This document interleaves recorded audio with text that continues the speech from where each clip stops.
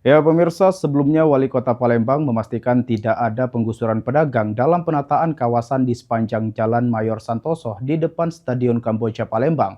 Hal tersebut disambut baik oleh para pedagang.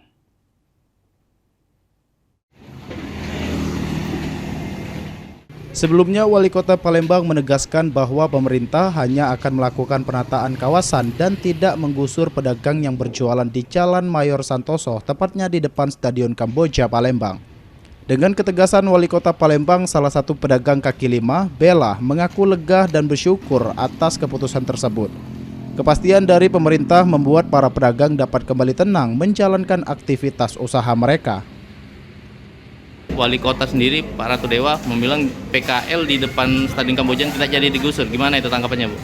Saya sebagai warga di sini ya bersyukur, alhamdulillah kalau memang Bapak Wali Kota bilang seperti itu ya, bilang kalau misalnya ini nggak jadi digusur.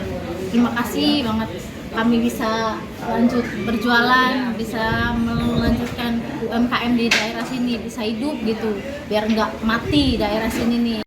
Dengan kepastian tidak adanya penggusuran, para pedagang di Jalan Mayor Santoso kini dapat kembali berjualan dengan tenang sambil menunggu realisasi penataan kawasan oleh pemerintah Kota Palembang. Suryadi, PAL TV.